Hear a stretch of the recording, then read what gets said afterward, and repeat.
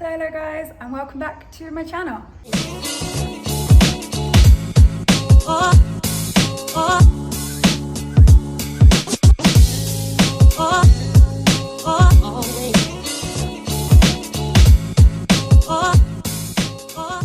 So, I wanted to talk to you guys today about how to grow a big booty. Before we go any further, please make sure to subscribe. So having a big bum is all the rage these days. It used to be straight up, straight down, stick thin, Kate Moss style, but now it's all about the curves, all about the J-Lo, the Kim K, and that's absolutely fab. I'm all for it. I think it is aesthetically very, very pleasing, but also having a strong bum, strong glutes is so good for you. So looks good, feels good, I'm all for it. So let me tell you how to get it. So let's start with what are the glutes. The glutes are made up of three muscles. You've got the glute max, the glute med, and the glute min. So you've got the glute max, which is the main part of it, and then you've got the smaller ones like the glute med, which runs along the side, and the glute min, which is somewhere in there. So three muscles, they're pretty big, pretty large, and you need to target them all in order to get a strong, beautiful booty. So what do we do to grow the booty? It is simple. You need to eat well, eat a lot, and train well, train a lot. Alrighty, so let's talk about feeding your butt, feeding your booty. So the glutes are like any other muscle, and you have to feed them in order for them to grow. That means a well-balanced diet of fats, carbs, and protein. You can't be skimping on any of the macros and expect results. Of course, you need to focus on protein to help rebuild, repair that muscle after you've worked it out, but you have to have the full picture, the full happy set of macros. You can get results from being in a maintenance. Maintenance is you burn as many calories as you eat. You can get results from that, however, it will take a long time and you might get very frustrated and disheartened and give up on your goal. So if you really want to go for it and go for it properly, you need to be eating in a bulk. That's a calorie surplus. You need to be eating more calories than you're burning. I don't recommend suddenly going on a huge ass dirty bulk and thinking I've got to eat pizza to get my butt. I recommend sticking with clean, healthy foods and just increasing the amount that you eat. So maybe start by adding an extra 200 calories, see how you feel, adjust, then 3, then 4, and so on until you get the goals that you want. You're going to add on a little bit of extra weight when you're bulking, of course.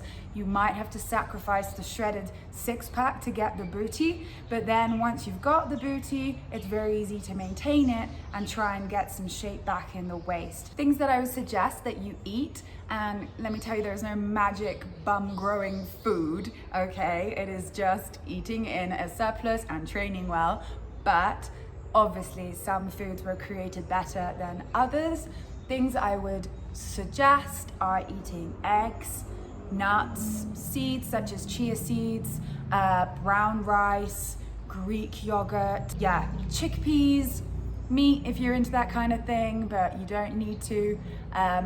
Just try and avoid processed crap. Make sure you get your water in, minimum amount of alcohol that you can survive with, and all your macros. Okay, so everybody says that the hardest part of a whole fitness lifestyle is the eating. And yes, that is true.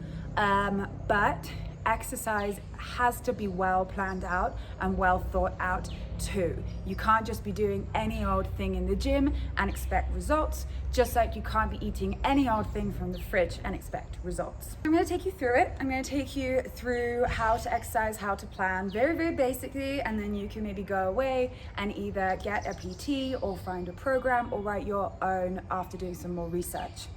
So let's start with exercises that are best for the glutes.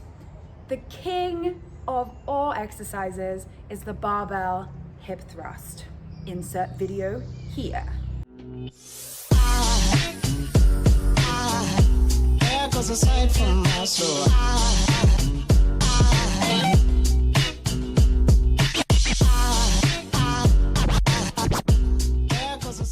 This was invented by an ex-math teacher, Brett Contreras, absolute god, gift to women, and it is the king.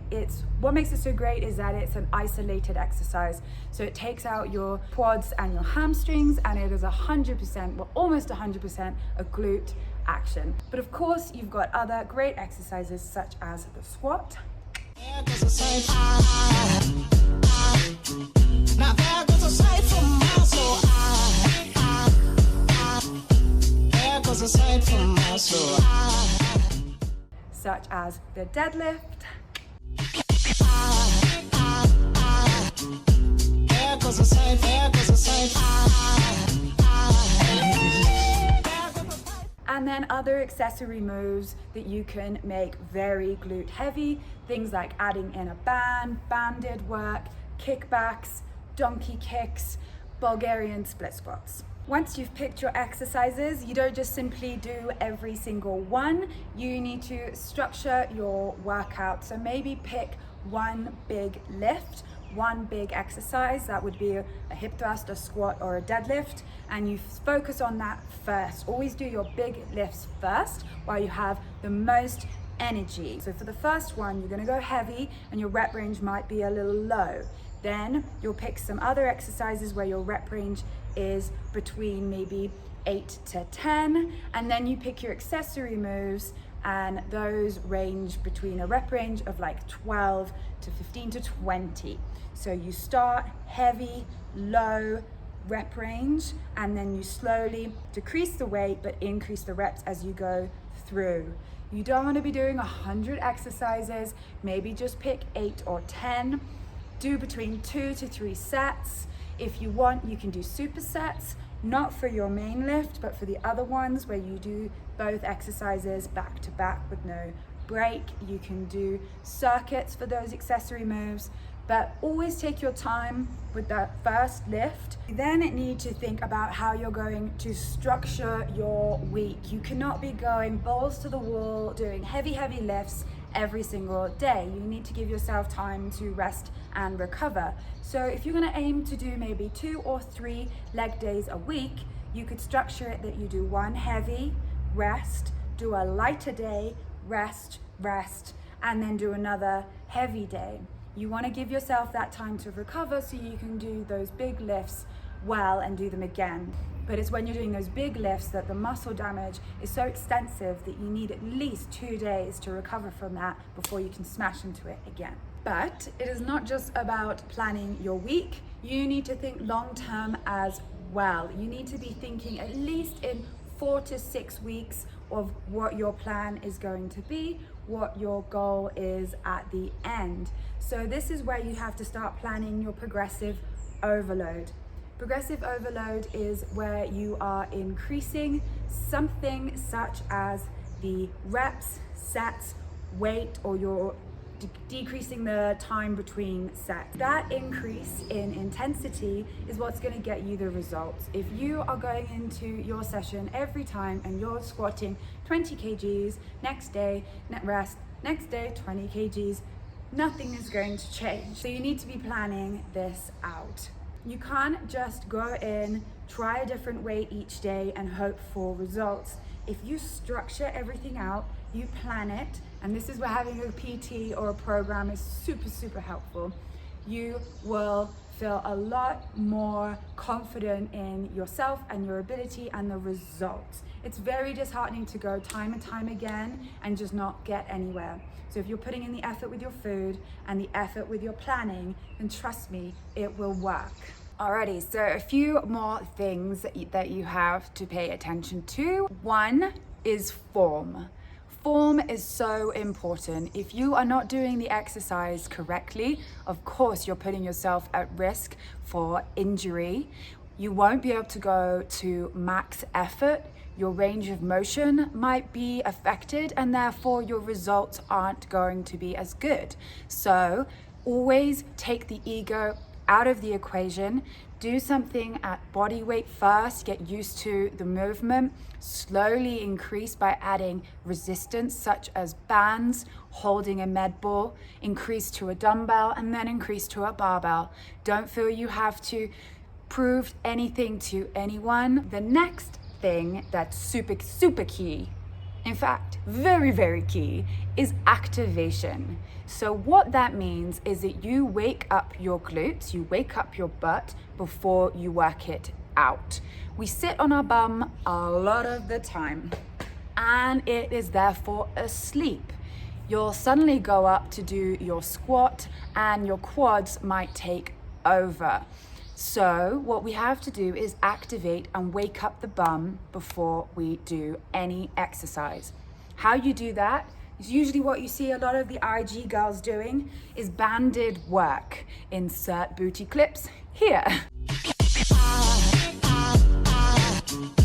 There goes a sign, there goes a sign. There goes a sign from my soul.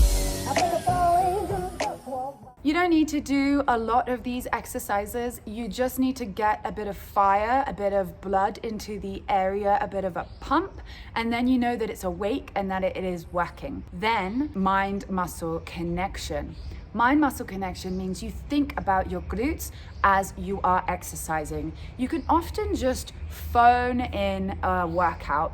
You can do the move, but not actually be engaging the muscles as much as you could be or should be because you're not thinking about them.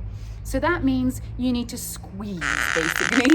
You need to think about your bum as you go down into your squat. You'll feel it stretch and open. And then when you come back up, you want to think about it coming up and squeezing out the top. Not overextending in any exercises, definitely not, but definitely thinking about it, squeezing and keeping control, focusing on form, and that will get you the big ass booty. Okay, so to sum up, you need to eat to grow your butt. You need to train hard to grow your butt. You need to have a plan. You can't just be making it up. You need to give yourself time. You need to focus on form and you need to activate before you work out. You also need to keep a mind-muscle connection throughout every exercise. As I said at the start, it is a big muscle, so it's going to need a lot of work to grow. So be patient, be consistent, and just enjoy the process, because I don't know about you, but I love training glutes. Alright guys, so that was my how to grow your butt tutorial. Hope you found it helpful, hope you found it useful. I know I need to start listening to my own advice and implementing a better program of progressive overload, because I have also been a little bit lazy and a bit naughty when it comes to that. So let's all get serious when the gyms reopen, okay? Let's get those butts we've always wanted. Thank you so much, and I will see you in the next one.